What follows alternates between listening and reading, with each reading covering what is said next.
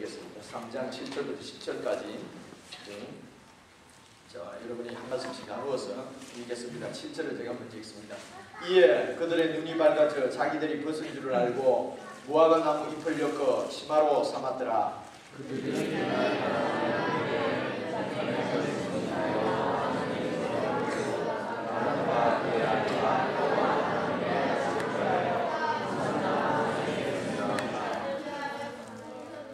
수먼지라 여호와 하나님이 아담을 부르시며 그에게 이르시되 네가 어디 있느냐?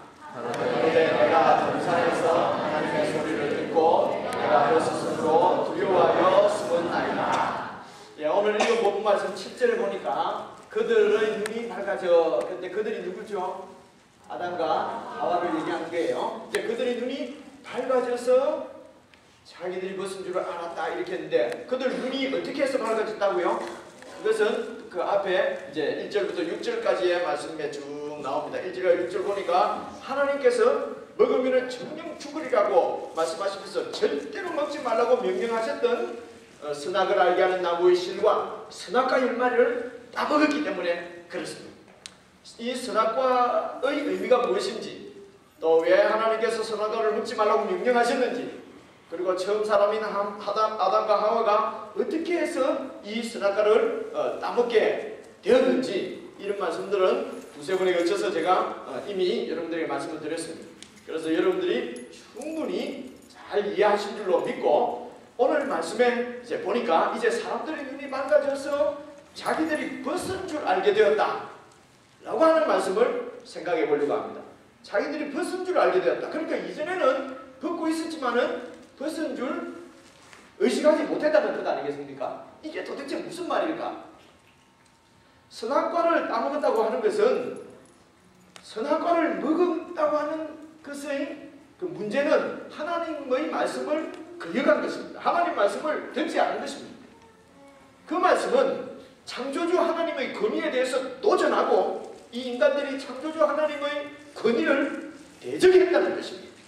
하나님을 하나님으로 인정하지 않고 내가 하나님이 되려고 했다고 하는 것입니다. 이것이 바로 선악과를 따먹었다는 것입니다. 사람의 생명은 창조주 하나님을 의존하지 않으면 그 본질이 뭐라고 그랬죠? 그 본질이 땅의 흙이에요. 사람들은 그 본질 정체가 흙과 같은 그런 존재란 말입니다.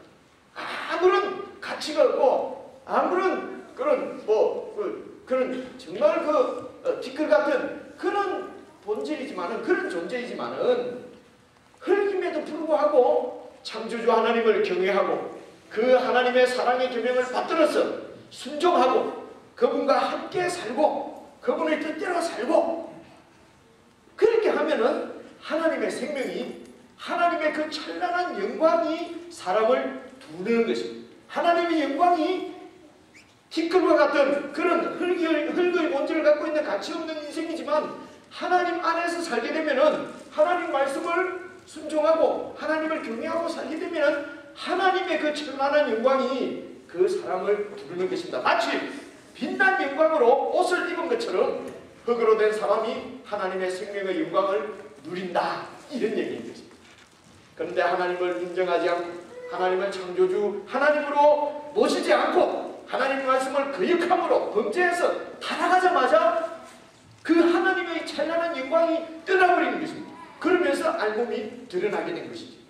타락하기 전에도 그들은 알몸이었어요. 그러나 수치스러운 몸이 아니었다는 것입니다. 그러나 범죄함으로 하나님의 영광이 떠나자마자 무화과 나무 잎을 엮어서 치마로 삼아서 가리울 정도로 심한 수치와 부끄러움을 사람들이 느끼게 되었던 것입니다. 사람이 하나님 앞에 죄를 범했을 때, 그때에 하나님께서 인간에게 주신 그 영광스럽고 존귀한 것들이 다 사라져버리고 이제는 두려움과 수치감만 남게 된다는 것입니다.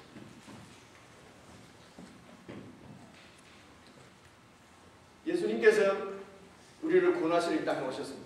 예수님을 통해서 우리가 구원받은 우리들은 이제 주님께서 이 땅에 오실 때에 우리의 구원이 완전하게 이루어질 텐데, 그 완전한 구원이 이루어질 때 우리는 더 이상 이런 수치스러운 몸이 아니라 하나님의 영광이 둘린 몸으로 회복되어질 것입니다. 그 하나님의 영광이 어떠한 것인지 우리는 상상을 할 수가 없습니다. 그래서 범죄하기 이전에 아담과 하와가 어떠한 상태에 어떠한 상황에서 살았는지 우리가 상상할 수는 없지만 벌거벗은 몸으로도 부끄러움과 수치감을 느끼지 않는 하나님의 그 영광스러운 영광이 두르고 있는 것을 우리가 알 수가 있고, 우리의 구원이 주님 오실 때 완성될 그때에는 우리도 그런 몸으로 다시 회복되어지는 것입니다. 이어서 8절에 보니까 그들이 그날 바람이 불 때에 동산에 거니시는 여호와 하나님의 소리를 듣고 아담과 하와가 여호와 하나님의 낯을 피해서 동산나무 사이에 도망가서 숨었다, 이렇게 말씀하고 있습니다. 그날 바람이 불 때 하나님께서 동산을 이렇게 산책을 하신다는 것입니다. 에덴 동산을. 이것은 마치 하나님을 사람처럼 표현한 것입니다. 신학적으로는 이것을 신인 동형론이다, 이렇게 얘기를 해요. 신인, 하나님과 사람을 똑같이 이렇게 표현했다. 그래서 이 말씀을 보고 이 표현을 걸고 실제로 하나님이 동산을 거니시면서 산책하시다가 아담이 안 보이냐 찾았다, 이렇게 생각하시면 안 되는 것입니다. 그것이 아니라 아담과 하와는 하나님께서 마련해 주신 그 에덴 동산에 살면서 하나님의 대리자로서 그 창조물들을 관리하면서 그 자연을 섬기고 있었는데, 그럴 때에 특별히 하나님께서 그 동산에 찾아오셔서 그들에게 임재하셨습니다. 그 임재하실 때에 이들은 그 하나님의 임재를 알 수 있었던 것이죠. 그날 바람이 불 때, 이 말은 그 바람이 산들바람인지 봄바람인지 잘 알 수가 없습니다만, 이 바람이 불 때 이 말은 하나님이 임재하셨다고 하는 것을 나타내는 표현입니다. 하나님의 임재를 주로 바람으로 성경에서 많이 표현합니다. 그래서 성령님도 원어로는 분유마 이렇게 얘기하는데 이것이 바람이라고 하는 것입니다. 그래서 이 바람이 불 때 이 말은 하나님께서 그 동산에 특별히 찾아오셔서 아담과 하와를 만나시려고 할 때입니다. 이렇게 하나님께서 그 동산에 그들을 찾아오실 때에, 임재하실 때에, 그때마다 아담과 하와는 달려나가서 하나님을 만나고 하나님의 은혜와 사랑을 풍성히 누렸던 것이죠. 하나님과 교제하면서. 물론 하나님은 천지에 충만하신 분입니다. 그러므로 어디에나 다 계시고 안 계신 곳이 없는 분이지만은 이렇게 특별하게 사람을 찾아와셔서 만나주시고 교제해 주십니다. 이것이 하나님의 은혜입니다. 아담과 하와에게는 그 하나님과 만나는 시간이 가장 복되고 영광스러운 시간이었다고 하는 것을 우리가 상상해 볼 수 있지 않습니까? 그런데 하나님의 말씀을 대적하고 범죄하자마자 그 하나님을 만나는 시간이 가장 두렵고 무서운 시간이 되어버린 것이죠. 그래서 숨어버린 것입니다. 죄를 지은 인간의 마음은 특징이 하나님 만나기를 싫어하는 것입니다. 하나님 임재를 거부하는 것입니다. 하나님하고 하나님 말씀을 듣고 하나님을 무엇과 함께하는 것이 아주 거북스러운 그런 존재가 되어버리고 만 것입니다.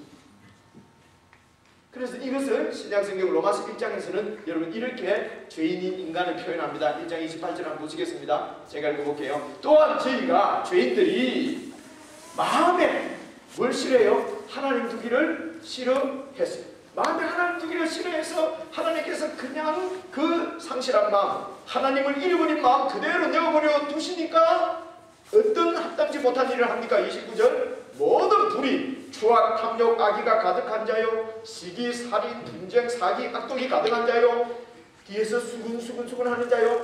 안 가르쳐줘도 애들이 이런 건 잘 배우죠. 그죠? 저절로 그럽니다. 저절로.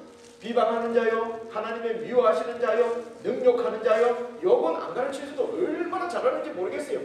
교만한 자요, 자랑하는 자요, 악을 동호하는 자요, 부모를 거역하는 자요, 우매한 자요, 배약하는 자요, 무정한 자요, 무자비한 자라. 하나님께서 사람의 마음에 떠나버리자.